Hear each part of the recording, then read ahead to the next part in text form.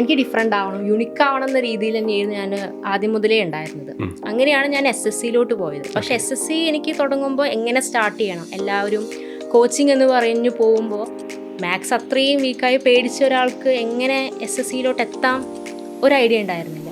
Maths ഒന്ന് കൈപ്പിടിയിലാക്കണം സാറോടൊന്ന് പറയുന്നുണ്ട്, കുട്ടികൾ അതൊന്ന് ആൻസർ പറയുന്നുണ്ട്. അതിനിടയിൽ ഞാൻ ഇതെങ്ങനെ ആൻസർ പറയുന്നു ബ്ലാങ്ക് ആയിരുന്നു. സത്യം പറഞ്ഞാൽ CG ക്രാക്ക് ചെയ്ത് പ്ലേ അല്ലെങ്കിൽ ആദ്യം ജോലി കിട്ടിയപ്പോൾ മാത്സിനോട് ഈ ഒരു ഫീലിംഗ് തോന്നിയിട്ടുണ്ടോ, ഇതൊക്കെ എന്ത്? ഞാൻ സ്റ്റാർട്ട് ചെയ്തത് തന്നെ എനിക്ക് CGL കിട്ടണം, ഇത്ര ഇന്ന പോസ്റ്റ് എന്നതൊന്നും പ്രിഫറൻസ് അല്ലാതെ CGL കിട്ടണം എന്നായിരുന്നു. അപ്പോൾ നമ്മൾ മൂവീസിലൊക്കെ കാണില്ലേ, we are from income tax, നമ്മൾ റേഡിയോ വരുന്നെന്ന് പറയുമ്പോൾ ആ പവർ എന്ന് പറയുമ്പോൾ ID കാർഡ് കാണിച്ചെടുക്കുമ്പോൾ ഞാൻ ഭയങ്കര ഡിപ്പാർട്ട്മെന്റ് തോന്നുന്നില്ല, ഇൻകം ടാക്സിനോട് ഭയങ്കര ഒരു അട്രാക്ഷൻ അല്ല. അതെ, നമ്മളെല്ലാവരും ജീവിതത്തിൽ ഒരു ലക്ഷ്യവുമായിട്ട് മുന്നോട്ട് ഇറങ്ങുമ്പോൾ അതിലേക്കുള്ള വഴി എല്ലാവർക്കും ഫേവർ ആയിക്കൊള്ളുന്നില്ല. ഓക്കെ, ഇനി എല്ലാ കാര്യങ്ങളും ഫേവർ ആണെങ്കിൽ തന്നെ നമുക്കതിലേക്ക് എത്തിപ്പെടുക എന്നുള്ളത് ഈസി ആയിരിക്കും. പക്ഷെ നേരെ മറിച്ചൊന്ന് ആലോചിച്ച് നോക്കിയേ, ആ ലക്ഷ്യത്തിലേക്ക് എത്താൻ നമുക്കുള്ള വഴി കുറച്ച് കഠിനമാകുമ്പോൾ, അല്ലെങ്കിൽ അത് നമ്മൾ പേടിക്കുന്ന അല്ലെങ്കിൽ നമ്മൾക്ക് ഓവർകം ചെയ്യാൻ കഴിയുമോ എന്ന് നമ്മളെ ടെൻഷൻ എടുപ്പിക്കുന്ന ഒരു ഫാക്ടർ ഉണ്ടെങ്കിലോ, okay, the absolute fear factor, അതിനെയും ഓവർകം ചെയ്യുന്നവർക്കാണ് എക്സാക്റ്റ് വിജയം, അല്ലെങ്കിൽ അവരെയാണ് നമ്മൾ വിജയികൾ എന്ന് പറയാം. SSC പോലത്തെ എക്സാമിന് ഒട്ടുമിക്ക SSC അല്ല, ഒട്ടുമിക്ക കോമ്പറ്റീവ് എക്സാമിനും പ്രത്യേകിച്ച് SSC എക്സാമുകൾക്ക് മാത്സ് എന്ന് പറയുന്നത് ഒരു നല്ലൊരു ശതമാനം ആൾക്കാർക്കും ഒരു കിറാമുട്ടിയാണ്. എന്നാൽ അതിനെ പേടിച്ച് പിന്മാറിയാലോ നമുക്ക് നല്ലൊരു പദവിയിൽ എത്താൻ കഴിയില്ല, ആ ലക്ഷ്യത്തിലേക്ക് എത്താൻ കഴിയില്ല എന്നുള്ള സത്യമാണ്. മാത്സ് പേടിച്ച് ഡിഗ്രിക്ക് സുവോളജി പേപ്പർ സെലക്ട് ചെയ്യുകയും എന്നാൽ ഇതേ മാത്സിനെ ഒരു ചലഞ്ചായി ഏറ്റെടുത്ത് 2025 SSC CGL ക്രാക്ക് ചെയ്യുകയും ചെയ്ത ടീമേറ്റ്സിൻ്റെ സ്വന്തം അഭിമാനം നമ്മുടെ താരം പ്രിയങ്കയാണ് നമ്മുടെ കൂടെ ഉള്ളത്. സോ ഇന്ന് ഈ സക്സസ് സ്റ്റോറി നിങ്ങൾ കേൾക്കാൻ പോകുന്നത് പ്രിയങ്കയുടെ കഥയാണ്. ഓരോ സക്സസ് സ്റ്റോറിയും എല്ലാ പ്രാവശ്യം ഞാൻ പറയാനുള്ളത് പോലെ ഓരോ സക്സസ് സ്റ്റോറിയും നിങ്ങൾക്ക് തരുന്നത് ഓരോ മെസ്സേജാണ്. So Priyanka, welcome to the achievers talk. എന്തൊക്കെയാണ് വിശേഷം? സുഖമായിരിക്കുന്നു. ഇപ്പോൾ നിലവിൽ ഓൾറെഡി വർക്കിംഗ് ആണ്, ആ വർക്ക് ചെയ്യുന്നതിൻ്റെ ഇടയ്ക്കാണ് CGL ക്രാക്ക് ചെയ്തത്, MTC ക്രാക്ക് ചെയ്തു, പിന്നെ CGL ക്രാക്ക് ചെയ്തു. സോ വലിയൊരു കഥ കേൾക്കാനുണ്ട്. സോ പറഞ്ഞു കൊടുക്കോ, എവിടെയാണ് തുടങ്ങേണ്ടതെന്ന് ഞാൻ പറയുന്നില്ല. ഓക്കെ, എൻ്റെ ജേണി സ്റ്റാർട്ട് ചെയ്യുന്നത് 2022 ഒക്ടോബറിലാണ്. അപ്പോൾ ഞാൻ ഗ്രാജുവേഷനും പോസ്റ്റ് ഗ്രാജുവേഷനും കംപ്ലീറ്റ് ചെയ്തു, സുവോളജിയിൽ തന്നെയായിരുന്നു. അപ്പോൾ ഈ ഗ്രാജുവേഷൻ കഴിയുമ്പോൾ തന്നെ എൻ്റെ മൈൻഡിൽ ഞാൻ ഉറപ്പിച്ചതാണ് സെൻട്രൽ ഗവൺമെൻറ്. എന്തുകൊണ്ടാണെന്ന് ചോദിച്ചാൽ അതിനൊരു ഫാസിനേറ്റിംഗ് എന്ന് പറയാൻ പറ്റില്ല, പക്ഷേ എനിക്കൊരു ഇഷ്ടം. ഞാൻ ട്രെയിനിലാണ് യാത്ര ചെയ്തിരുന്നത്. അപ്പോൾ ആദ്യം എൻ്റെ മൈൻഡ് പോയത് ഓക്കെ റെയിൽവേ, സെൻട്രൽ ഗവൺമെൻറ്, പോയി വരിക, അവരിങ്ങനെ കൊടി കാണിക്കുക എന്നൊക്കെ പറയുമ്പോൾ നമുക്കതൊരു ഇൻട്രസ്റ്റിംഗ് ആണല്ലോ എന്ന് വെച്ചു. അങ്ങനെ റെയിൽവേനെ കുറിച്ച് കുറേ ഡിഗ്രി സമയത്ത് തന്നെ അന്വേഷിച്ച് നടന്നപ്പോഴാണ് സെൻട്രൽ ഗവൺമെൻറ്റിൽ ഇനിയും ഒരുപാട് ഓപ്പർച്യൂണിറ്റീസ് ഉണ്ട് എന്ന് അറിഞ്ഞത്. അതുവരെ റെയിൽവേ ആയിരുന്നു മൈൻഡിൽ. അപ്പോൾ ഞാൻ അങ്ങനെ എല്ലാം കൂടെ ഒന്ന് നോക്കി എങ്ങനെയാണ് അപ്രോച്ച് ചെയ്യേണ്ടതെന്ന്. അങ്ങനെയാണ് ഞാൻ SSCനെ കുറിച്ച് അറിയുന്നത്. ഓക്കെ, SSC പിന്നെയാണ് അറിയുന്നത് UPSCയുടെ താഴെ വരുന്ന പോസ്റ്റാണ് SSC എന്ന് പറയുന്നത്. അപ്പോൾ ഞാൻ ഓക്കെ SSC എങ്കിൽ SSC, ഡിഗ്രി കഴിഞ്ഞിട്ട് നേരെ അങ്ങോട്ട് പോയാലോ, വേണ്ട, അതിന് മുന്നേ എന്തൊക്കെയാണ് സിലബസ് എന്ന് അറിഞ്ഞിരിക്കുമ്പോൾ ഫസ്റ്റ് തന്നെ വന്നതോ മാത്സ്. അപ്പോൾ ഇപ്പം വേണ്ട, ഒന്ന് ബ്രേക്ക് ആക്കിയാലോ എന്ന് വെച്ചിരുന്നു. അപ്പോഴാണ് എനിക്ക് പോസ്റ്റ് ഗ്രാജുവേഷൻ അവിടെ സെയിം കോളേജിൽ തന്നെ സെലക്ഷൻ കിട്ടിയത്. SNGS പട്ടാമ്പി. അവിടെ പോസ്റ്റ് ഗ്രാജുവേഷന് കിട്ടി. പക്ഷെ അത് കഴിഞ്ഞതോടെ എനിക്ക് മനസ്സിലായി എൻ്റെ ഫീൽഡ് സയൻസിൽ അങ്ങനെ കയറി ഒരു ടീച്ചിങ് അല്ല. എനിക്ക് ടീച്ചർ ലുക്ക് ഉണ്ടല്ലോ, പറഞ്ഞിട്ടുണ്ട്. അപ്പോൾ എനിക്ക് ഡിഫറെൻ്റ് ആവണം, യുണിക് ആവണം എന്ന രീതിയിൽ തന്നെയായിരുന്നു ഞാൻ ആദ്യം മുതലേ ഉണ്ടായിരുന്നത്. അങ്ങനെയാണ് ഞാൻ SSCയിലോട്ട് പോയത്. പക്ഷേ SSC എനിക്ക് തുടങ്ങുമ്പോൾ എങ്ങനെ സ്റ്റാർട്ട് ചെയ്യണം, എല്ലാവരും കോച്ചിങ് എന്ന് പറഞ്ഞു പോകുമ്പോൾ മാത്സ് അത്രയും വീക്കായി പേടിച്ച ഒരാൾക്ക് എങ്ങനെ SSCയിലോട്ട് എത്താം ഒരു ഐഡിയ ഉണ്ടായിരുന്നില്ല. അങ്ങനെ ഞാൻ എൻ്റെ ചേച്ചിയോട് ചോദിച്ചു, ചേച്ചി PhD ചെയ്യുകയാണ്, ചോദിച്ചു എനിക്ക് SSC ഒന്ന് ട്രൈ ചെയ്യണമെന്നുണ്ട്. ഓക്കെ, അപ്പോൾ ചേച്ചി തന്നെ ആദ്യം എനിക്ക് പറഞ്ഞു തന്നു മാത്സ് ഉണ്ട്, അതാണ് അതിൽ മെയിൻ. പഠിക്കാൻ റെഡി ആണെങ്കിൽ ഞാൻ എവിടെയാണെന്ന് വെച്ചാൽ എനിക്ക് അഡ്മിഷൻ റെഡിയാക്കി തരാമെന്ന് പറഞ്ഞു. അപ്പോൾ ഞങ്ങൾ അന്വേഷണം തുടങ്ങി ഏതാണ് നല്ല ഇൻസ്റ്റിറ്റ്യൂട്ട് എന്ന് പറഞ്ഞു. അങ്ങനെ എൻ്റെ ചേച്ചിയുടെ ഫ്രണ്ട് വഴിയാണ് ടീംമേറ്റ്സിനെ കുറിച്ച് അറിയുന്നത്. അപ്പോൾ ആ സമയത്ത് ആ ഫ്രണ്ട് തന്നെ പറഞ്ഞിട്ടുണ്ട്, ഇത് ബാങ്ക് ബേസ്ഡാണ് ആദ്യം സ്റ്റാർട്ട് ചെയ്തത്, SSC തുടങ്ങിയിട്ടുണ്ട്, എങ്ങനെയാണെന്ന് അറിയില്ല, ഒന്ന് സ്വയം പോയിട്ടൊന്ന് അന്വേഷിക്കുന്നതായിരിക്കും നല്ലത്. 22 അതായത് 2021 ടീമേറ്റ് സ്റ്റാർട്ട് ചെയ്യുന്നത്. പിന്നെയാണ് SSC ബാച്ചും സ്റ്റാർട്ട് ചെയ്യുന്നത് അറിഞ്ഞു. അപ്പോൾ ഞാനും എൻ്റെ അച്ഛനും കൂടെ പോയി ഒന്ന് അന്വേഷിച്ച് പറഞ്ഞപ്പോൾ ഇങ്ങനെയൊക്കെയാണ് സ്റ്റാർട്ട് ചെയ്യുന്നത്, ഒരു ബാച്ച് സ്റ്റാർട്ട് ചെയ്തു ഓൾറെഡി, അപ്പോൾ കുറച്ച് ലേറ്റ് ആണെന്നേ ഉള്ളൂ, നിങ്ങൾക്ക് ഓക്കെ ആണെങ്കിൽ നാളെ വിളിച്ച് പറഞ്ഞാൽ മതി പറഞ്ഞു. അപ്പോൾ ഞാൻ തീരുമാനിച്ചു, തന്നെ തീരുമാനിച്ചു. പക്ഷേ ഓൺലൈൻ ഇരിക്കണോ ഓഫ്ലൈൻ ഇരിക്കണോ എന്ന് വേറൊരു ഡൗട്ടായി. അപ്പോൾ ചോദിച്ചു, ഓഫ്ലൈൻ ആണെങ്കിൽ ഹോസ്റ്റൽ ഫെസിലിറ്റീസൊക്കെ ഉണ്ട്, പക്ഷേ ഞാനെന്നൊരാൾ ഹോസ്റ്റലിൽ സെറ്റാവില്ല, എനിക്ക് ഒറ്റയ്ക്ക് ഇരുന്ന് പഠിക്കണം, ആരെയും മൈൻഡ് ആക്കരുത്, അങ്ങനെ ഒരു ടൈപ്പായിരുന്നു ഞാൻ. അപ്പോൾ അത് ഞാൻ തന്നെ തീരുമാനമെടുത്തു, ഓൺലൈനിൽ പഠിക്കാം, എങ്ങനെ ഇരുന്നിട്ടും പഠിക്കാം, ഉറക്കൊഴിച്ചിട്ടാണെങ്കിലും പഠിക്കാം, ഓഫ്ലൈനിൽ ഞാൻ പോകുന്നില്ല.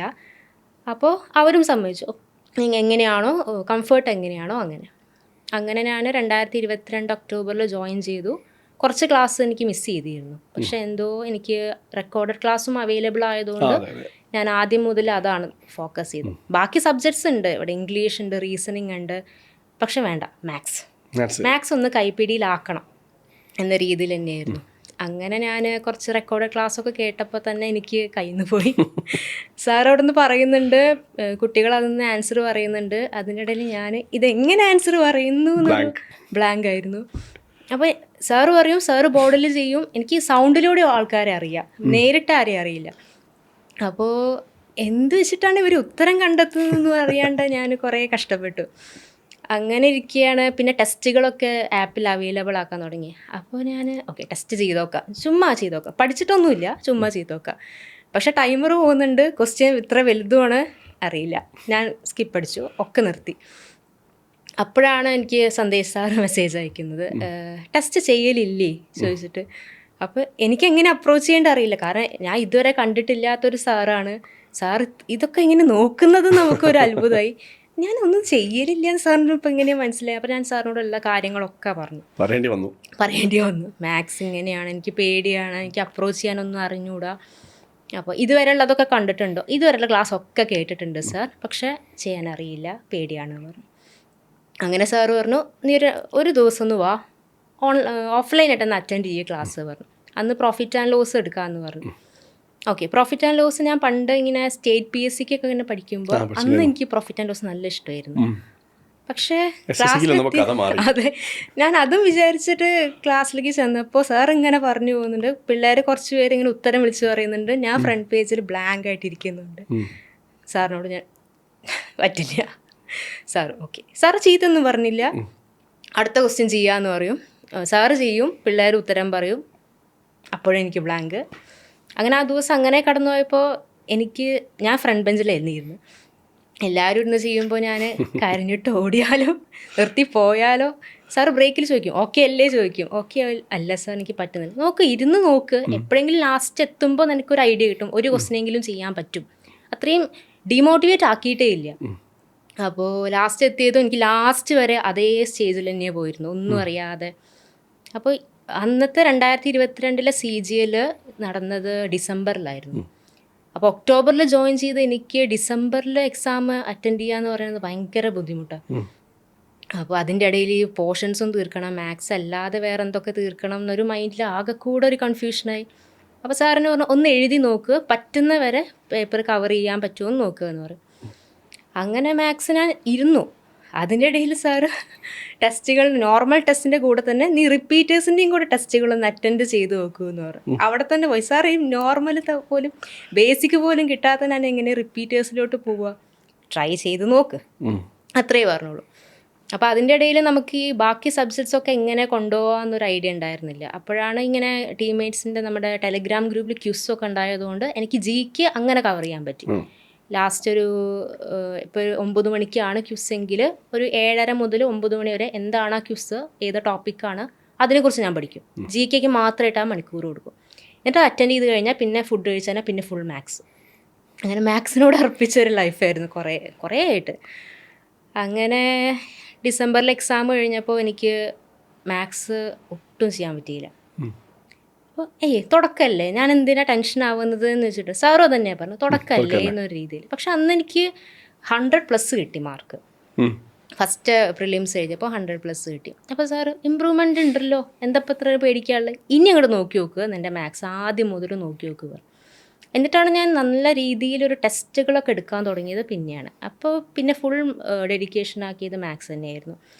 അപ്പോൾ ഞാൻ ചെയ്തത് എന്താണെന്ന് വെച്ചാൽ, ഇപ്പോൾ ഫസ്റ്റ് ചാപ്റ്റർ എന്താണോ ആ ഫസ്റ്റ് ചാപ്റ്ററിൻ്റെ എല്ലാ ബേസിക് കാര്യങ്ങളും എല്ലാ ക്വസ്റ്റ്യൻസും ഒരു തവണ ചെയ്തു പഠിക്കും. അത് റെഡി ആയെന്ന് എനിക്ക് തോന്നിക്കഴിഞ്ഞാൽ ഞാൻ പിന്നെ ടെസ്റ്റുകൾ ഓപ്പൺ ചെയ്യും. ഞാൻ എല്ലാവരെയും വിളിച്ചിട്ട് ഓക്കെ ടെസ്റ്റുകൾ ചെയ്യുകയാണ് എന്ന രീതിയിൽ ഞാൻ ക്വസ്റ്റ്യൻ അപ്രോച്ച് ചെയ്യും. പക്ഷേ നമ്മൾ ചാപ്റ്റർ ടെസ്റ്റ് ചെയ്യുന്ന പോലെ, അതായത് ചാപ്റ്റർ പഠിക്കുന്ന പോലെയല്ലോ ചാപ്റ്റർ ടെസ്റ്റ് ചെയ്യുമ്പോൾ അവിടെ ടൈമുണ്ട്. ഇവിടെ ഞാൻ 1 മിനിറ്റ് 2 മിനിറ്റ് 5 മിനിറ്റ് എടുത്തിട്ട് ഈ ക്വസ്റ്റ്യൻ എനിക്ക് കിട്ടി, ഇതുപോലെ നമുക്ക് ആ ടെസ്റ്റിൽ അപ്രോച്ച് ചെയ്യാൻ പറ്റില്ല. അപ്പോൾ അവിടെ ടൈം ഇങ്ങനെ പോയിക്കൊണ്ടിരിക്കുക. ഞാൻ എന്തെങ്ങനെ ഇരിക്കുന്നതെന്ന് വെച്ചിട്ട് ഞാൻ പെട്ടു. ഒരു ടെസ്റ്റ് അങ്ങനെ പോയി 0 മാർക്ക്. അപ്പോൾ ഞാൻ എന്ത് ചെയ്യും, ആ ടെസ്റ്റ് ഒന്നും കൂടെ ടൈമർ വെക്കാതെ ക്വസ്റ്റ്യൻ ഇങ്ങനെ വെക്കും. ആ ക്വസ്റ്റ്യനിൽ എന്തൊക്കെ ഉണ്ട് അതിങ്ങനെ നോട്ട് ചെയ്യും. ഓക്കെ ഇന്നതാണ് എന്നിട്ട് ചെയ്യും. എന്നിട്ട് അങ്ങനെ ഒരു 20 ക്വസ്റ്റ്യൻസ് ആണെങ്കിൽ അങ്ങനെ പോകും. അത് ഒരു കോൺഫിഡൻസ് ആക്കി വെച്ചിട്ട് ഓക്കെ സെറ്റാണ്. എന്നിട്ട് ചാപ്റ്റർ നമ്പർ 2 അത് ചെയ്യും, ടെസ്റ്റ് ചെയ്യും. അതും ഇതേ അവസ്ഥ തന്നെ.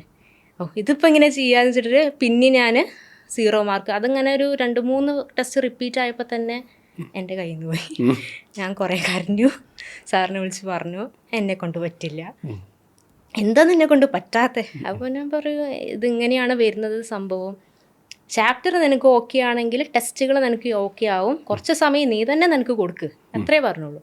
ഞാൻ പിന്നെയും കൊടുത്തു. ഞാൻ മണിക്കൂറുകളോളം ആ ചാപ്റ്ററിനായിട്ട് സ്പെൻഡ് ചെയ്തു. ഞാൻ ടൈം പോകുന്നൊന്നും നോക്കില്ല. ഒരു ചാപ്റ്റർ നമുക്ക് എത്രത്തോളം സെറ്റ് ആവുന്നു അത്രത്തോളം നമ്മൾ പഠിക്കണ്ടേ വെച്ചിട്ട് നമ്മളിങ്ങനെ നോക്കിക്കൊണ്ടിരുന്നു. അങ്ങനെയാണ് എനിക്ക് ആ ഇമ്പ്രൂവ്മെൻറ്റ് വന്നത്. ഓരോ ടെസ്റ്റിനും നമ്മളങ്ങനെ കൊടുത്തത്. അങ്ങനെ ചാപ്റ്റർ ടെസ്റ്റ് ചെയ്തിട്ട് പിന്നെ സെക്ഷനിൽ വന്നു. അതിനിടയിൽ സാറ് പറയും ഒരു മോക്ക് എടുത്തു നോക്ക്, തീരെ കോൺഫിഡൻസ് ഇല്ലാത്ത ഒന്നായിരുന്നു ഫുൾ മോക്ക്. ഇല്ല സാർ ഇപ്പം ഞാൻ എടുക്കില്ല, ഞാൻ ചാപ്റ്റർ സെറ്റ് ആയാലും എടുക്കുള്ളൂ എന്ന് പറഞ്ഞു. അങ്ങനെ ഞാൻ ടെസ്റ്റുകൾ എടുക്കും, സാറിനോട് തന്നെ ചോദിക്കും, കുറച്ചും കൂടെ അഡ്വാൻസ്ഡ് ഉണ്ടെങ്കിൽ സാർ എന്നെ അയച്ചു തരും, ഇന്ന് ടെസ്റ്റ് ചെയ്ത് നോക്കുക. അത് പറ്റില്ല എന്ന് എനിക്ക് ഉറപ്പായി കഴിഞ്ഞാൽ പിന്നെ അത് അവിടെ നമ്മൾ ഡൗൺ ആയിട്ട് കാര്യമില്ല, കാരണം എൻ്റെ ബേസിക് പിന്നെയും ലോ ആണെന്ന് അതിൻ്റെ അർത്ഥം. അപ്പോൾ ഞാൻ എന്ത് ചെയ്യും, ഒന്നും കൂടെ ആ ചാപ്റ്റർ റിവൈസ് ചെയ്ത് നോക്കും, എന്തെങ്കിലും ഞാൻ മിസ്സായിട്ടുണ്ടോ എന്ന് നോക്കും. അങ്ങനെ ഒരു ചാപ്റ്ററിന് തന്നെ ഞാൻ എത്ര എടുത്തു എന്ന് എനിക്ക് തന്നെ ഒരു ഐഡിയ ഇല്ല. അത്രയും കാൽക്കുലേറ്റ് ചെയ്തിട്ടാണ് ഞാൻ പിന്നെയും ഓരോ സ്റ്റേജിലോട്ടും പോയത്. പിന്നെ റിപ്പീറ്റ് ചെയ്യുന്ന സമയത്ത് പോലും എനിക്ക് ആ ചാപ്റ്റർ ഓക്കെ ആണെങ്കിൽ പോലും ഞാൻ ഒരു തവണയും കൂടെ ചെയ്ത് നോക്കും. അല്ലെങ്കിൽ എനിക്കൊരു കോൺഫിഡൻസ് ഉണ്ടാവില്ല, കാരണം നമുക്കിങ്ങനെ പ്രാക്ടീസ് ചെയ്ത് പോകേണ്ട ഒന്നാണെന്ന രീതിയിൽ ഞാൻ എല്ലാ ടെസ്റ്റിനെയും പിന്നെയും അപ്രോച്ച് ചെയ്യും. മാത്സിനെ ഒരു വല്ലാത്തൊരു വെല്ലുവിളിയായിട്ട് ഏറ്റെടുത്ത് ഭയങ്കര വെല്ലുവിളിയായിരുന്നു. പലതവണ നിർത്തി പോകാൻ തോന്നിയിട്ടുണ്ട്. ഞാൻ വീട്ടിൽ പറഞ്ഞിട്ടുണ്ട്, ഞാൻ എൻ്റെ ഒരു ഇതിലെടുത്തതാണ് വേണ്ട. പക്ഷെ അവരൊന്നും പറഞ്ഞില്ല, നമ്മൾ നിന്റെ തീരുമാനം വെച്ചിട്ടല്ലേ പോയത്, ആ ഒരു ഇതൊന്നുമില്ല, പറ്റണ പോലെ. പിന്നെ സാറും പറയും എല്ലാവരും ചെയ്യുന്നില്ലേ, പിന്നെന്താ എത്ര പേര് വന്നിട്ടുണ്ട് സയൻസ് ബാക്ക്ഗ്രൗണ്ട് മാത്സ് ബാക്ക്ഗ്രൗണ്ട് അല്ലാത്തവർ, ഒന്ന് ട്രൈ നോക്കിക്കൂടെ എന്ന് പറയും. വീട്ടിലും അത് തന്നെയാണ് പറയാം. അപ്പോൾ ആ സപ്പോർട്ട് ഉണ്ടെങ്കിൽ നമുക്ക് എന്തുകൊണ്ട് എനിക്ക് പറ്റാത്തത്, നമുക്കൊരാഗ്രഹമില്ല. എല്ലാവരും ഉത്തരം വിളിച്ച് പറയുമ്പോൾ എനിക്കും കൂടെ വിളിച്ച് പറയണം എന്ന് നല്ല ഇത് തോന്നിയത് മാത്സിലായിരുന്നു. അങ്ങനെ സപ്പോർട്ടുണ്ട്. അതിൽ ഭയങ്കര ഇൻട്രസ്റ്റിംഗ് ആയിട്ടൊരു കാര്യം എന്താണെന്ന് വെച്ചാൽ, ഇപ്പോൾ ഈ മാത്സിൽ എല്ലാവരും ഇരിക്കുന്ന ഒരു ക്ലാസ് റൂമിൽ ബ്ലാങ്ക് ആയിരുന്ന പ്രിയങ്ക മാത്സിന് വേണ്ടി എടുത്ത എഫേർട്ട് ഇപ്പോൾ നിങ്ങൾ കേട്ടല്ലോ. ഇന്നും ടീംമേറ്റ്സിൻ്റെ ലീഡർ ബോർഡിൽ ഏറ്റവും ഹയസ്റ്റ് സ്കോറ് പ്രിയങ്കയുടെ അക്കൗണ്ടിലാണുള്ളത്. സത്യം പറഞ്ഞാൽ അതിനെ ബീറ്റ് ചെയ്യാൻ ഇനി കുറച്ച് ടാസ്ക്കാണ്. അത് മാത്രമല്ല, ആ മാത്സിന് അങ്ങനെയും ചാലഞ്ചിങ് ആയിട്ട് ഏറ്റെടുത്തിട്ട് ടീമേഴ്സിൻ്റെ ആപ്പിൽ സ്കോർ ബോർഡ് ലീഡർ ബോർഡിൽ ഏറ്റവും ടോപ്പിലെത്തുക, ഒരു അൺബീറ്റബിൾ റെക്കോർഡായിട്ട് മാറുക. ആൻഡ് ഓൾസോ ഒരു CGയിൽ ക്രാക്ക് ചെയ്യുന്ന ലെവലിലേക്ക് പ്രിയങ്ക എത്തുക. ഇന്നും ഇപ്പോഴും ഞാൻ നമ്മുടെ കുട്ടികളോട് പറയാറുള്ള കാര്യം, മാത്സിനെ പേടിച്ച് നിങ്ങൾ എന്ത് ചെയ്യരുത്. ഏത് സബ്ജക്റ്റോ, maths or English, reasoning, GK, ഏത് സബ്ജക്റ്റിനെ പേടിച്ച് നിങ്ങൾ എന്ത് ചെയ്യരുത്, പിന്മാറരുത്. കാരണം പ്രിയങ്ക ഇപ്പം അന്ന് റെയിൽവേയിൽ പോയൊരു കഥ പറഞ്ഞു, എനിക്കൊരു സെൻട്രൽ ഗവൺമെൻറ് ഓഫീസറാവണം. ഓക്കെ, ആദ്യം റെയിൽവേ സ്വപ്നം കണ്ടു, പിന്നെ എന്ത് ചെയ്തു, ഓക്കെ ഒരുപാട് വാസ്റ്റ് ഓപ്പർച്യൂണിറ്റി വേറെ ഉണ്ട്, UPSCക്ക് താഴെ തന്നെ SSC ഉണ്ട്. സോ അതിലേക്ക് ഇറങ്ങി ആ സ്വപ്നത്തിന് വേണ്ടി പോരാടാൻ മാത്സ് ആയിരുന്നു. ഞാൻ ഇപ്പോൾ ഇൻട്രൊഡക്ഷൻ പറഞ്ഞ പോലെ ഏറ്റവും വലിയ വെല്ലുവിളി മാത്സ് ആയിട്ട് മുന്നിൽ നിൽക്കുകയാണ്. ഇത് വലിയൊരു മെസ്സേജ് അല്ലേ അതെ. അല്ലേ? ഇപ്പോൾ ആസ്പിരിന് കൊടുക്കാൻ എനിക്കിപ്പോൾ ഈ ഒരു പിന്നെ പോഡ്കാസ്റ്റിൽ എനിക്കിതിലും വലിയൊരു മെസ്സേജ് ആർക്കും കൊടുക്കാനില്ല. അപ്പം ഇത് മാത്സിന് വേണ്ടി എടുത്ത എഫേർട്ട് ഒരു ദിവസം ഒരു ഏകദേശം എത്ര ടൈം പ്രിപ്പയർ ചെയ്യും? നെട്ടരുത്, ഞാൻ 12-13+ hours പെർ ഡേ കൊടുത്തിരുന്നു. 12 to 13 hours. അതിലൊരു 8 to അതിന് 9 എത്ര hours, hours മാത്സിന് കൊടുക്കും? 8-9 മണിക്കൂർ മാക്സിന് 9 മണിക്കൂർ മാത്സിന് കൊടുക്കും. അതായത് അതിനൊന്ന് പിക്കപ്പ് ചെയ്ത് എടുക്കുക എന്നുള്ള സംഭവം അല്ലേ? എടുക്കാന്നൊരിതില്ലായിരുന്നു. തീർച്ചയായിട്ടും. കാരണം പ്രിലിംസ് മാത്രം നമ്മൾ ഫോക്കസ് ചെയ്തിട്ട് കാര്യമില്ല. നമ്മൾ മെയിൻസിന് 90 out of 90 വാങ്ങുന്നവരൊക്കെ കേൾക്കുമ്പോൾ നമുക്ക് അയ്യോ മാത്സിൽ എങ്ങനെ 90, മാത്സിൽ എങ്ങനെയാണ് 50 out of 50, ഇതൊക്കെ ഒരു വെല്ലുവിളി തന്നെയായിരുന്നു ശരിക്കും. സത്യം പറഞ്ഞാൽ CGയിലൊക്കെ ആക്കിയത് പ്ലേ അല്ലെങ്കിൽ ആദ്യം ജോലി കിട്ടിയപ്പോൾ മാത്സിനോട് ഈ ഒരു ഫീലിംഗ് തോന്നിയിട്ടുണ്ടോ? ഇതൊക്കെ എന്ത്? എനിക്ക് തോന്നിയത് ഞാൻ കുറച്ചു കാലം ടീച്ചിങ് ചെയ്ത സമയത്തായിരുന്നു. ഞാൻ അങ്ങനെ മാത്സ് മീൻസ് പേടിച്ചിരുന്ന ഒരാൾ. ടീച്ചിങ് ഏത് സബ്ജക്റ്റിലായിരുന്നു? മാത്സ് ഒന്ന് പിള്ളേരായിട്ടൊന്ന് ഇൻട്രാക്ട് ചെയ്താൽ നിനക്കൊന്ന് റെഡി ആവും, നിന്റെ പേടിയൊക്കെ മാറുന്ന സന്ദേശ് സാർ തന്നെയാണ് പറഞ്ഞത്. അപ്പോൾ സാറായിട്ട് എന്നെ ഇൻട്രൊഡ്യൂസ് ചെയ്തതാണ് മാത്സ്. ഫസ്റ്റ് ഡേ ചെന്നപ്പോൾ തന്നെ കുട്ടികളൊക്കെ എന്നെ അത്ഭുതത്തോടെ നോക്കുക, ഇത്രയും ചെറിയൊരു കുട്ടി, ഇത്രയും ചെറിയ ടീച്ചർ, ഓക്കെ തുടങ്ങല്ലേ, ഓക്കെ ഞാൻ ഒരു നല്ലൊരു കമ്പനി എന്ന രീതിയിലാണ്. അപ്പോൾ ഞാനിങ്ങനെ ക്വസ്റ്റ്യൻസ് പറഞ്ഞു കൊടുക്കുമ്പോൾ എൻ്റെ മാത്രം ഐഡിയാസ് അല്ലല്ലോ അവിടെ നിന്ന് കിട്ടുക. അവരെന്നെ പറയും മിസ് നമുക്കത് ഇങ്ങനെ ചെയ്തൂടെ, ശരിയാണല്ലോ ഇങ്ങനെയും ചെയ്യാമല്ലോ. അപ്പോൾ നമുക്ക് ഓരോ കുട്ടികളുടെ അടുത്തു നിന്നും ഓരോ ടൈപ്പുള്ള ഇതാണ് കിട്ടുന്നത്. അപ്പോൾ എനിക്കത് ഭയങ്കര യൂസ്ഫുൾ ആയിരുന്നു. പിള്ളേർ ഇങ്ങനെ ചിന്തിക്കുന്നുണ്ടല്ലോ, തുടക്കം തന്നെ ഇങ്ങനെ ചിന്തിക്കുന്ന നല്ല കാര്യമല്ലേ. അപ്പം ഞാൻ അങ്ങനെ ആലോചിക്കുമോ ഞാനൊക്കെ എത്രയോ ബാക്കിലായിരുന്നു. അവരിങ്ങനെ ബേസിക് ക്ലാസ്സിൽ തന്നെ നല്ല ഔട്ട്പുട്ട് കാണിക്കും, നല്ല എനിക്ക് റെസ്പെക്ട് തോന്നിയിരുന്നു. നല്ല കാര്യമാണ് എന്നൊക്കെ പറയുന്നു. പക്ഷെ എന്തൊക്കെ പറഞ്ഞാലും അവിടെ അവരെ മനസ്സിലാക്കാനും ഇപ്പം അവരെ കൂടെ നിൽക്കാനും പ്രിയങ്ക സഹായമായത് പ്രിയങ്കയുടെ ആ ഒരു ജേണി തന്നെയാണ്. അതെ അതെ, ഞാൻ വന്ന വഴി എന്താണെന്ന് കൃത്യമായിട്ട് അറിയുന്നത് കൊണ്ട്. ഓക്കെ, ഇതിലിപ്പം ആ ഒരു CGL റിസൾട്ട് ഇപ്പോൾ 2025 CGL 2026 വന്നത്. അപ്പം എന്തായിരുന്നു ആ സമയത്തുള്ള ഒരു CGL ക്രാക്ക് ചെയ്തപ്പോൾ ഒരു ഫീലിംഗ് എന്തായിരുന്നു? സത്യം പറയുകയാണെങ്കിൽ തീരുമാനിച്ചിരുന്നു ടു ബി ഫ്രാങ്ക്, അതായത് CGL ഞാൻ കയറും എന്നുള്ളത് തീരുമാനിച്ചിരുന്നു. പക്ഷെ എനിക്ക് സംശയം ഒന്ന് കമ്പ്യൂട്ടറിലായിരുന്നു. നല്ല ടഫായിരുന്നു. അത്യാവശ്യം ഞാൻ അറ്റംപ്റ്റും ചെയ്തിരുന്നു. അപ്പൊ എങ്ങാനും അത് നെഗറ്റീവ് ആയാലെന്നൊരു പേടി ഉണ്ടായിരുന്നു. ബാക്കി മെയിൻ പേപ്പർ കയറും തന്നെയായിരുന്നു. അപ്പോൾ ഇത് അറിയുമ്പോഴൊരു ഫീല് എനിക്കിപ്പോൾ അത് കേൾക്കാൻ, എനിക്കിപ്പോൾ എല്ലാ സക്സസ് സ്റ്റോറി കേൾക്കുമ്പോൾ എനിക്ക് അതാ കിട്ടുമ്പോഴൊരു ഫീല് സംതിങ് ഡിഫറെൻ്റ് ആയിരിക്കും. ഞാനത് എൻ്റെ വീട്ടിലെപ്പോഴും ചോദിക്കും, റിസൾട്ട് വന്നു? ഇല്ല, വരും, പേടിക്കണ്ട വരും. അങ്ങനെ ഞാൻ ഓഫീസിലായിരുന്നു, ഞാൻ വർക്ക് ചെയ്യുന്ന ഇടയ്ക്ക് എൻ്റെ ഫ്രണ്ട്സ് വന്നിട്ട് റിസൾട്ട് വന്നു CGLൻ്റെ, എല്ലാവരും എൻ്റെ ചുറ്റും കൂടി എൻ്റെ കൈ വറക്കുക, എന്താണ് എൻ്റെ പോസ്റ്റ്. അപ്പോൾ ആദ്യം പ്രിയങ്കായൻ, ഓക്കെ, അപ്പോൾ നോക്കി B33. അപ്പം ഞാൻ പോസ്റ്റ് എല്ലാം നോക്കി, എൻ്റെ പേരുണ്ടോയെന്ന് നോക്കിയത്. കാരണം ഞാൻ സ്റ്റാർട്ട് ചെയ്തത് തന്നെ എനിക്ക് CGL കിട്ടണം, ഇന്ന പോസ്റ്റ് എന്നതൊന്നും പ്രിഫറൻസ് അല്ലാതെ CGL കിട്ടണം എന്നായിരുന്നു. അത് കിട്ടി കഴിഞ്ഞപ്പോൾ ഓഫീസ് സൂപ്പറാണ്, ഇൻകം ടാക്സ് കിട്ടിയോ? ഇൻകം ടാക്സ് എനിക്കോ? മീൻസ് ഞാനിവിടെ വന്നത് മുതൽ കേൾക്കാൻ തുടങ്ങിയത് ഇൻകം ടാക്സ്. മിക്കവരോട് ചോദിച്ചാൽ അവർ പറയുന്നത് ഇൻകം ടാക്സിൽ ഓഫീസറാവും, അത്രയും ഹൈപ്പ് കൊടുത്തൊരു ഡിപ്പാർട്ട്മെന്റ്. ഓക്കെ, എല്ലാവരും അതൊക്കെയാണല്ലോ പോകുന്നത്. അപ്പോൾ നമ്മൾ മൂവീസിലൊക്കെ കാണില്ലേ, we are from income tax, നമ്മൾ റേഡിയോ വരുന്നെന്ന് പറയുമ്പോൾ ആ പവർ എന്ന് പറയുമ്പോൾ ID കാർഡ് കാണിച്ചെടുക്കുമ്പോൾ ഞാൻ വിചാരിച്ചു ഭയങ്കര ഡിപ്പാർട്ട്മെൻറ്റാണ് തോന്നുന്നില്ലേ, എനിക്ക് കിട്ടുമോന്നായിരുന്നു എനിക്കത്ര ഡൗട്ട്. അപ്പോൾ ഓഫീസ് സൂപ്രണ്ട് പോസ്റ്റ് കിട്ടിയപ്പോൾ അത് ഇൻകം ടാക്സിൽ കിട്ടിയപ്പോൾ വീട്ടിൽ ആദ്യം പറഞ്ഞപ്പോൾ ഇൻകം ടാക്സിൽ കിട്ടി. മീൻസ് അവർക്കും അതാണ് ഇൻകം ടാക്സ് എന്ന് പറയുമ്പോൾ അവർക്ക് ആ ഒരു ഇതാണ്, ഒരു ജാക്ക് പോട്ടായിരുന്നു അത്. പാരന്റ്സിനോട് പറഞ്ഞപ്പോൾ വീട്ടിലേക്ക് എത്തിയപ്പോൾ ഇൻകം ടാക്സ് കിട്ടിയോ?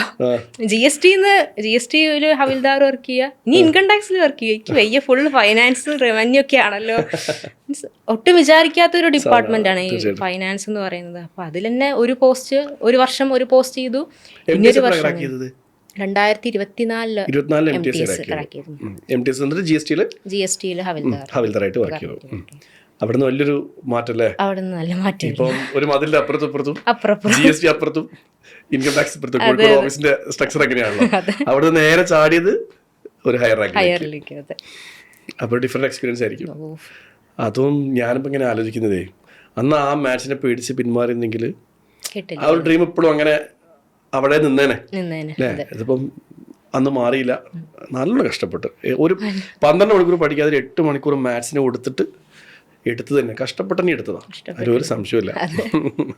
ഓക്കെ, 2022 SSC ബാച്ച് ടീമേറ്റ്സിൽ ഞാൻ പറയുന്നത് വളരെ കുറഞ്ഞ കുട്ടികളായി ഉണ്ടാവുള്ളൂ. കാരണം എന്താ വെച്ചാൽ ഒന്ന് കോവിഡിന് ശേഷം ടീമേറ്റ്സ് 2021 സ്റ്റാർട്ട് ചെയ്യുന്നത്. ആൻഡ് അതിന് ശേഷം തന്നെ SSC ബാച്ചിലൊക്കെ പതുക്കെ കുറച്ച് കുട്ടികളായിട്ടാണ് വന്നത്.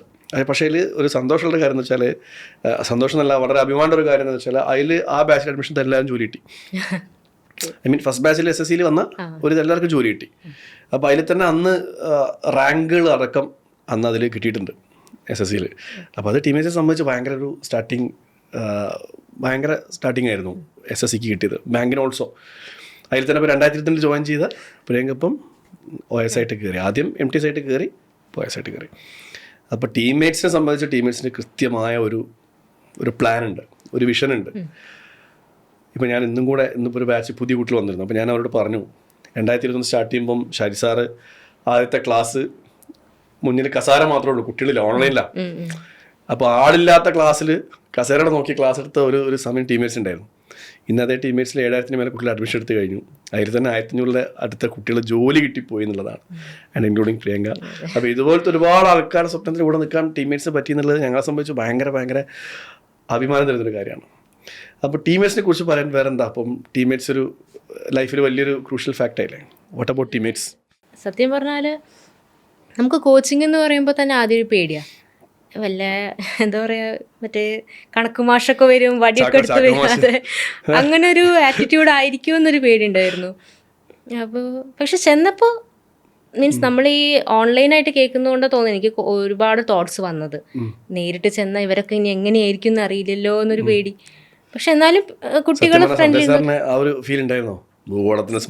എനിക്ക് മാത്സ് പഠിപ്പിക്കുന്ന എല്ലാവരും പേടി, അതിലാരൊന്നുമില്ല എനിക്ക് ടീച്ചേഴ്സ്. കാരണം എൻ്റെ ലൈഫിൽ +2 വരെ ഇപ്പം ഞാൻ മാത്സ് എടുത്തിട്ടുണ്ട്. അപ്പം അത് വരെയുള്ള എൻ്റെ ലൈഫിലെ ടീച്ചേഴ്സ് എന്ന് പറയുന്നത് എനിക്ക് ഭയങ്കര റെസ്പെക്റ്റ് ഉണ്ട്. പക്ഷെ എനിക്ക് പേടിയായിരുന്നു, കാരണം അവരതിനായിട്ട് എനിക്ക് അതന്നെ ഉള്ളൂ. സൈനും കോഴ്സൊക്കെ അതിന്നല്ല നമ്മൾ വരുന്നത്, ഡിഫറൻസിയേഷൻ ഇൻ്റഗ്രേഷൻ എന്നൊക്കെ കണ്ട് +2 നേരെ വേണ്ട, ഇതെന്തത് ഇങ്ങനെയൊക്കെ ചെയ്യുമ്പോൾ നമുക്കാകെ പേടിയാണ്. അത് ടീച്ചേഴ്സിനോടുള്ള പ്രശ്നം കൊണ്ടല്ല, പക്ഷെ നമ്മൾ പഠിച്ചെടുക്കുമ്പോൾ അത് നമുക്കൊരു പേടിയായിട്ട് മാറുകയാണ് ടീച്ചേഴ്സിനോട്. വേണ്ട, ഈ മാത്സേ വേണ്ട, ആ ഒരു കാറ്റഗറിയേ വേണ്ട എന്ന രീതിയിലായിരുന്നു. സന്ദേശ് സാറിന് എനിക്ക് ആ ഒരു മൈൻഡ് സെറ്റ് ആയിരുന്നു. കാരണം സൗണ്ടിലൂടെ അല്ലേ നമുക്ക് അറിയുള്ളൂ. സാർ ഇങ്ങനെ അതെന്താ വരിക എന്നല്ലേ ചോദ്യം എന്ന് പറയും. ഈശ്വര, ഇതും അങ്ങനെയാണോ എന്നൊക്കെ. പിന്നെ മാത്സ് പിന്നെ ജയദീപ് സാർ അധികം എടുത്തിരുന്നില്ല, പക്ഷെ കുറച്ച് എടുത്തിട്ടുള്ളൂ. പിന്നെ വരുന്നത് അനൂപ് സാറായിരുന്നു. അനൂപ് സാറിന് പിന്നെ ഓൺലൈനായിട്ട് എല്ലാ കുട്ടികളും അറിയുന്നവർ കമൻറ്റ് ചെയ്യുക എന്ന രീതിയിലായിരുന്നു. അപ്പം എനിക്ക് എന്തെങ്കിലും അറിയെങ്കിൽ ഞാൻ കമൻറ്റ് ചെയ്യുള്ളൂ, അല്ലെങ്കിൽ ഇല്ല. സന്ദേശ് സാറിന് ഒന്നും കമൻറ്റ് ചെയ്തിട്ടുണ്ടായിരുന്നില്ല. അപ്പോൾ ആദ്യം ഒരു തോട്ട് തന്നെയായിരുന്നു. പിന്നെ നേരിട്ട് ചെന്നപ്പോഴാണ് സാറിനെ കണ്ടപ്പോൾ മനസ്സിലായി, ഓക്കെ പ്രശ്നം ഉണ്ടാവില്ല. ചീത്ത പറയും, അത് നല്ല കാര്യത്തിന് വേണ്ടി ചീത്ത പറയുമെങ്കിലും ഒരു പേടി അങ്ങനെ തോന്നിയിട്ടില്ല. കാരണം എനിക്ക് വേറെ എന്ത് ഡൗട്ട് ചോദിച്ചാലും മാത്സിലെ ഡൗട്ട് ചോദിക്കാൻ എനിക്ക് പേടിയായിരുന്നു. പക്ഷെ അത് ഞാൻ ഡൗട്ട് ചോദിക്കാൻ തുടങ്ങിയത് സന്ദേശ് സാറിനോടാണ്. ബാക്കി നമ്മളെ സപ്പോർട്ട് ചെയ്യുക എന്ന് പറയുമ്പോൾ ഇപ്പോൾ ടീമേറ്റ്സിൽ തന്നെ ഇംഗ്ലീഷ് എനിക്ക് സ്ട്രോങ് തന്നെയാണ്. ഞാൻ വൊക്കാബ് മാത്രം ഒന്ന് ഇത് ചെയ്തിരുന്നുള്ളൂ. പിന്നെ അജിത് സാർ ആയതുകൊണ്ട് അജിത് സാർ വെറുതെ ഇരുത്താൻ സമ്മതിക്കില്ല. ഓൺലൈൻകാരെ പോലും ഓൺലൈനേഴ്സ് ഉത്തരം കമൻറ്റ് ചെയ്യുക, പറയുക, കമൻറ്റ് ചെയ്യരുത്, മൈക്ക് ഓൺ ചെയ്തിട്ട് വിളിച്ചു പറയണം. അങ്ങനെ ഞാൻ വിളിച്ചു പറഞ്ഞിട്ട് ഞങ്ങൾ അങ്ങനെ കമ്പനി ചെയ്ത്. അപ്പോൾ മനസ്സിലാവും, ഓക്കെ പ്രിയങ്ക എന്താന്ന് പറയുമ്പോൾ ഓക്കെ, അപ്പോൾ അവർ പേരെടുത്ത് വിളിക്കും. അങ്ങനെ ഞാൻ ഡൗട്ട് ചോദിച്ചിട്ട് എൻ്റെ ഗ്രാമർ സെറ്റാക്കിയത് അജിത് സാറാണ്. കൂടുതൽ ക്ലാസ്സും അജിത് സാറിനെ കേട്ടു. സാർ നമ്മൾ തളർന്നിരിക്കാൻ തോന്നിയാൽ സാറിന് കിട്ടുന്നൊരു സാറിൻ്റെ കയ്യിൽ ഇമോഷണൽ സപ്പോർട്ട് ഉണ്ട്. അത് ഭയങ്കര സാറിന്. അപ്പോൾ അതിന്ന് ഇംഗ്ലീഷ് അങ്ങനെ റെഡിയാക്കിയത്. പിന്നെ നമ്മുടെ രവീന്ദ്രൻ സാറും രാജേന്ദ്രൻ സാറും ഒക്കെ എൻ്റെ ബേസിക്സ് ഒക്കെ റെഡിയാക്കിയതിന് ശേഷമാണ് വന്നത്. അപ്പോൾ എനിക്ക് ഈസി ആയിരുന്നു അത് ചെയ്യാൻ വേണ്ടിയിട്ട്. പിന്നെ റീസണിങ് എനിക്ക് ആദ്യമേ അറിയായിരുന്നു. നമുക്ക് ഡൗട്ട് വരുന്നെങ്കിലും ടൈം എടുത്താൽ എനിക്ക് കിട്ടുമെന്ന് ഉറപ്പുള്ളതായിരുന്നു റീസണിങ്. അതിൽ പ്രശ്നം വന്ന് ക്രിട്ടിക്കൽ റീസണിങ് ആണ്. അത് ഷാജി സാറിൻ്റെ ക്ലാസ്സിൽ അങ്ങനെ റെഡിയാക്കി കൊടുത്തു. പിന്നെ GK എന്ന് പറയുമ്പോൾ ഷിബു സാറിൻ്റെ ക്ലാസ് അടിപൊളി ക്ലാസ്, നല്ല GK. നമുക്ക് പണ്ട് ഇങ്ങനെ ജീവിച്ചു. ഞാൻ വിചാരിച്ചില്ല അത്രയ്ക്ക് ആവുന്നു. ഞാൻ നോട്ട്സ് എഴുതുമ്പോൾ എനിക്ക് അങ്ങനെ എൻ്റെ വീട്ടിലടക്കം ഞാൻ കഥ പറഞ്ഞു കൊടുക്കും. അങ്ങനെയൊക്കെയായിരുന്നു നടന്നിരുന്നത്. പണ്ട് നമ്മൾ ടീച്ചർ പഠിപ്പിക്കാൻ ബുക്കിലുള്ളതല്ലേ പറയുള്ളൂ, താല്പര്യം കാണിക്കില്ല. ഇതിങ്ങനെ നമുക്കിങ്ങനെ എഴുതിക്കൊണ്ടിരിക്കുമ്പോൾ എന്തൊക്കെയാണ് നടന്നിട്ടുള്ളത് നമുക്കങ്ങനെ ഭയങ്കര ഇത് വരും. അപ്പോൾ ഒരു ക്ലാസ്സും മിസ് ചെയ്തില്ല GK. പിന്നെ നമുക്ക് കറണ്ട് അഫയേഴ്സൊക്കെ ഞാനിങ്ങനെ PDF വഴി അങ്ങനെയൊക്കെ പോയിരുന്നത്. അതൊക്കെ എനിക്ക് ഓക്കെ രീതിയിലാണ്, പോയാലും പോട്ടെ എന്ന രീതിയിലാണ്. പക്ഷെ മാത്സ് അങ്ങനെ ആയിരുന്നില്ല. അതുകൊണ്ട് മാത്സിനോടൊരു പിടുത്തം വേണം എന്ന് പണ്ടേ തീരുമാനിച്ചു. വേറെ എന്ത് പോയാലും മാത്സ് കളയരുത് എന്നൊരു ഇതുണ്ടായിരുന്നു. അങ്ങനെ GST ആണോ ഇൻകം ടാക്സ് ആണോ കൂടുതൽ എങ്ങനെയാണ് അപ്പോൾ അതിനെ കാണുന്നത്? ജോയിൻ ചെയ്തിട്ടില്ല. GSTയിലുള്ള എക്സ്പീരിയൻസ് ആണോ ഇൻകം ടാക്സിൽ? എന്താ അതിനെക്കുറിച്ച് വല്ല കേട്ടറിവുണ്ടോ? കേട്ടറിവ് എനിക്ക് ഇല്ല, എന്താണെന്നൊരു ഐഡിയ ഇല്ല. പക്ഷെ എല്ലാവരും പറയും ഇൻകം ടാക്സിനോട് ഭയങ്കര ഒരു അട്രാക്ഷൻ അല്ല എല്ലാവർക്കും. അതെ. അപ്പോൾ നമ്മൾ സന്ദേശം ഇടയ്ക്കിടയ്ക്ക് പറയാറുണ്ട്, ഭയങ്കര ഫ്രണ്ട്ലി ആണ് ഡിപ്പാർട്ട്മെന്റ് ഇൻകം ടാക്സ്. ബാക്കിയുള്ള അല്ലാന്നല്ല, സന്ദേശ് സാറ് അങ്ങനെ പറയുന്നതായിരിക്കും. ഇനിയിപ്പോൾ എക്സ്പീരിയൻസ് ചെയ്യാറല്ലേ. ഇപ്പോൾ കഴിഞ്ഞ ലേറ്റസ്റ്റ് അച്ചീവേഴ്സ് മീറ്റിൽ, SSCയുടെ അച്ചീവേഴ്സ് മീറ്റിൽ സന്ദേശ് സാർ അങ്ങനെ പറഞ്ഞിട്ടുണ്ടായിരുന്നു, മാത്സിന് 50-ൽ 1 വാങ്ങിയ ഒരാള്, അത് പ്രിയങ്ക അല്ലേ? സ്പെഷ്യൽ മെൻഷൻ, ഒരു മാർക്ക് ഇപ്പോഴും സേവ് ചെയ്തിട്ടുണ്ടെന്ന് കേട്ടു. നല്ല കാര്യം. അല്ല, അത് അങ്ങനെ തന്നെയായിരുന്നു. എൻ്റെ സ്റ്റോറി എന്ന് പറയുമ്പോൾ 0 ആയിരുന്നു. അതിന്ന് 1 മാർക്ക്, ആ സമയത്ത് 1 മാർക്ക് കിട്ടി. അപ്പോൾ ഇനി കൂടിക്കോളും എന്ന രീതിയിൽ തന്നെ പോയിരുന്നത്. അപ്പോൾ 1 മാർക്ക് 2 മാർക്ക്. പക്ഷെ ഇത് ഞാൻ മാത്രം കാണുകയാണെങ്കിൽ കുഴപ്പമില്ല, ഇത് സാറിന് ഒരു ആക്സസ് ഉള്ളപ്പോൾ ഈശ്വര, ആ സാറിൻ്റെ മുന്നിൽ എങ്ങനെയെന്ന രീതിയിലായിരുന്നു ഞാൻ. പക്ഷെ ചെയ്തൊന്നും പറഞ്ഞില്ല കേട്ടോ. ജോലിയിട്ട് എല്ലാ ആൾക്കാരും പറയുന്നുണ്ട്. ഇപ്പം എങ്ങനെയാണ് ടീംമേറ്റ്സ്, അല്ലെങ്കിൽ ഇപ്പം സന്ദേശ് സാർ എങ്ങനെയാണ്, അല്ലെങ്കിൽ ജയദീപ് സാർ എങ്ങനെയാണ്, ഷായ് സാർ എങ്ങനെയാണ്, ഇങ്ങനെ ഓരോ കുട്ടികളെയും അവരെ മാർക്ക് നോക്കുന്നത്, അവരെ ഫോളോ അപ്പ് ചെയ്യുന്നത്, നമ്പർ സേവ് ചെയ്യുന്നത്, നമ്മൾ പോലും അറിയാതെ നമ്മളൊരാൾ ഫോളോ ചെയ്തുകൊണ്ടിരിക്കുക എന്ന് പറയുന്നത് ലിറ്ററലി അത് റിയലി അമേസിങ്. നമ്മളെ പെട്ടെന്ന് പ്രിയങ്ക പറഞ്ഞില്ലേ, ആ ചോദ്യം എവിടെ നിന്ന് കിട്ടി, ഞാൻ അറിഞ്ഞില്ലല്ലോ, അത് എൻ്റെ മാർക്ക് എങ്ങനെ സാർ അറിഞ്ഞു, ഇത് സാറ് നോക്കുന്നുണ്ടല്ലേ. ആ ഒരു സീരിയസ് ഫോളോ അപ്പ് ടീമേറ്റ്സിനെ സംബന്ധിച്ച് ടീമേറ്റ്സിൻ്റെ ഒരു യുണീക്ക് USP ആണ്. ശരിക്കും പ്രിപ്പയർ ചെയ്യാന്ന് പറഞ്ഞപ്പോൾ എന്നെ കൊണ്ട് ഇപ്പം ഞാനിപ്പോൾ വലിയ സിലബസ് എടുത്ത് ഞാൻ പ്രിപ്പയർ ചെയ്യാം, എനിക്ക് സ്വന്തം പ്രിപ്പയർ ചെയ്യാം, പക്ഷേ ഞാൻ എവിടെ എത്തില്ല. മേ ബി എത്താതിരിക്കാം, പക്ഷേ ഞാനൊരു പോയിന്റിൽ എങ്ങനെ എക്സാമിനെ ഫേസ് ചെയ്യണം, അല്ലെങ്കിൽ ഞാൻ തളർന്നിരിക്കുന്ന സമയത്ത് ഞാൻ എങ്ങനെ മുന്നോട്ട് പോകണം, ഏത് സബ്ജക്റ്റിന് ഇമ്പോർട്ടൻസ് കൊടുക്കണം, ഇൻക്ലൂഡിങ് നമ്മൾ ഏത് പോസ്റ്റ് പ്രിഫർ ചെയ്യണം. അപ്പോൾ ഇതിലെല്ലാം ടീമേറ്റ്സിൻ്റെ ഒരു ഹാൻഡ് ഭയങ്കര ഒരു ആസ്പിരൻറ്റിന് ആ സ്വപ്നം സാക്ഷാത്കരിക്കുന്ന ഏറ്റവും വലിയൊരു ഹെൽപ്പിംഗ് ഹാൻഡ് ടീമേറ്റ്സ്. ഓക്കെ, അപ്പോൾ അതിൽ എനിക്ക് ഇപ്പോൾ നിൽക്കുമ്പോൾ എല്ലാം അഭിമാനമുണ്ട്. തീർച്ചയായിട്ടും പ്രിയങ്കയ്ക്കും അത് തന്നെയാണ് ഇരുന്ന് വിശ്വസിക്കുന്നത്. അപ്പോൾ ഫൈനലി ഇനിയിപ്പോൾ ഒന്നും പറയാനില്ല, എല്ലാ കാര്യങ്ങളും പ്രിയങ്ക പറഞ്ഞു. ഇപ്പം കേൾക്കാനുള്ളത് നിങ്ങൾ കേട്ടു എന്ന് വിശ്വസിക്കുന്നു. എനിക്കിപ്പോൾ അവസാനമായിട്ട് ഈ കാണുന്ന ആൾക്കാരോടൊരു ചെറിയ മെസ്സേജ് ഇപ്പോൾ ഒരു ലിവിങ് എക്സാമ്പിൾ ഞാൻ തന്നെയാണ്. നിങ്ങൾ ഇപ്പോൾ എല്ലാവരും പറയുന്നതാണ് നന്നായിട്ട് വർക്ക് ചെയ്യുക, കൺസിസ്റ്റൻ്റ് ആയിട്ട് ഇരിക്കുക എന്നേ പറയുള്ളൂ. പക്ഷേ നമ്മുടെ ഉള്ളിലൊരു ഡ്രീമും നമ്മുടെ ഉള്ളിൽ ഡെഡിക്കേഷനും ഉണ്ടെങ്കിൽ നമുക്ക് നമ്മുടെ ഡെഡിക്കേഷൻ തന്നെയാണ് നമ്മുടെ ലൈഫിലെ മിറാക്കിൾ എന്ന് പറയുന്നത്, വേറെ ഒന്നുമല്ല. കാരണം അത് ഡെഡിക്കേഷൻ നമ്മുടെ കൂടെ ചിലപ്പോൾ നമുക്ക് എക്സ്ട്രാ മാർക്ക് കിട്ടുന്നതാവാം, ബോണസ് കിട്ടുന്നതാവാം, ഒരു ഹെൽപ്പിംഗ് ഹാൻഡ് ആവാം, എന്തും ആവും. പക്ഷെ അതൊക്കെ നമ്മുടെ ഉള്ളിൽ നിന്ന് തന്നെ വരുന്ന ഒരു ടൈപ്പ് എന്താ പറയുക മിറാക്കിൾ തന്നെയാണ്, ഒരു മാജിക് തന്നെയാണ്. എൻ്റെ ലൈഫിൽ എല്ലാവരും നമ്മളെ ഹെൽപ്പ് ചെയ്തിട്ടുണ്ട്, നമ്മളെ സഹായിച്ചിട്ടുണ്ട്. നമ്മൾ വിചാരിക്കാത്ത ആൾക്കാരൊക്കെ വന്ന് സഹായിക്കുന്നു പറയുമ്പോൾ വലിയ കാര്യം തന്നെയാണ്. പക്ഷെ നമ്മളുടെ ഒരു എഫേർട്ടും കൂടെ അതിലൊരു ഹെൽപ്പിംഗ് ഹാൻഡ് തന്നെയാണ്. സ്വയം നമ്മളെ തന്നെ ഒരു ഫോക്കസ് കൊടുക്കുന്ന വലിയ കാര്യം തന്നെയാണ്. അപ്പോൾ എല്ലാവർക്കും all the best. Okay, thank you Priyanka, thank you. Okay, അപ്പോൾ ഇത്രയൊക്കെയാണ് നമ്മൾ പ്രിയങ്കയുടെ വാക്കുകളിലൂടെ നമുക്ക് മനസ്സിലാക്കാൻ കഴിഞ്ഞത്. സോ എനിക്കിപ്പോഴും പറയാനുള്ളത്, നമ്മളൊരു സ്വപ്നത്തിലേക്ക് നമ്മുടെ സ്വപ്നം കണ്ടാൽ, അല്ലെങ്കിൽ നമ്മുടെ ലക്ഷ്യത്തിലെത്തണം നമ്മൾ അത്രയും ആഗ്രഹിച്ചിട്ടുണ്ടെങ്കിൽ, അതിലൊരു കേവലം ഒരു കാരണം കൊണ്ട്, അല്ലെങ്കിൽ എനിക്കിത് കഴിയില്ല എന്നുള്ള കാരണം കൊണ്ട് നിങ്ങളതൊന്ന് പിന്മാറരുത്. 100%. ഇപ്പം നിങ്ങൾ അതിന് വേണ്ടി, അല്ലെങ്കിൽ നിങ്ങൾക്ക് വശത്തിലാക്കാൻ ഏറ്റവും പാടുള്ള ഒന്നിന് നിങ്ങൾ എന്ത് ചെയ്യുക, അതിന് വേണ്ടി ടൈം കൂടുതൽ സ്പെൻഡ് ചെയ്യുക, അതിനെ നിങ്ങളെ വശത്തിലാക്കുക. നമുക്ക് കഴിയാത്തതൊന്നുമില്ല എന്നുള്ളത് തിരിച്ചറിയുക, നിങ്ങളുടെ സ്വപ്നം നേടിയെടുക്കുക. എല്ലാവർക്കും അതിന് കഴിയട്ടെ. ഈ വരുന്ന 2026-27 നിങ്ങളെല്ലാവരും ആഗ്രഹിച്ച ഒരു പദവിയിൽ എത്തിപ്പെടാൻ കഴിയട്ടെ എന്ന് പ്രാർത്ഥിക്കുന്നു, ആശംസിക്കുന്നു. Thank you so much. Thank you.